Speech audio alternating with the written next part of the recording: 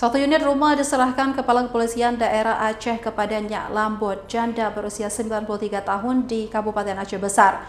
Penyerahan rumah yang dibangun dalam rangka memeriahkan HUT Bayangkara ini disambut haru keluarga.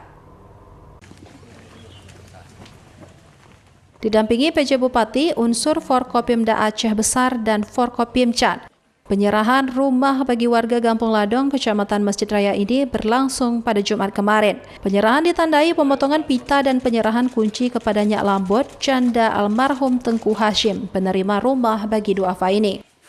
Menurut Kapolda, rumah yang diserahkan merupakan bagian dari program bakti sosial memeriahkan HUT Bayangkara ke-78 yang diperingati 1 Juli lalu. Selain memenuhi syarat, penyerahan rumah bentuk penghargaan kepolisian kepada almarhum yang mengajar mengaji semasa hidupnya. Suasana haru mewarnai proses penyerahan rumah kepada Nyak Lambot, janda mendiang almarhum Tengku Hashim yang meninggal akibat menderita stroke sejak 2017. Nyak Lambot tak kuasa menahan kesedihan saat diajak melihat rumah baru yang lama diidamkannya.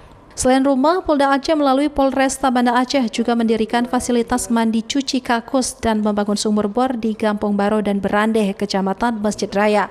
Keberadaannya merupakan upaya pembangun kemitraan Polri dan masyarakat demi terciptanya Sitkamtipnas yang aman damai.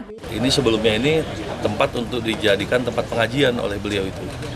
Nah, kemudian bulan Juni kemarin beliau meninggal dan kita serahkan kepada ahli warisnya. Juga di samping melakukan pembangunan rumah ini, dari Polresta berinisiasi juga untuk memberikan bantuan MCK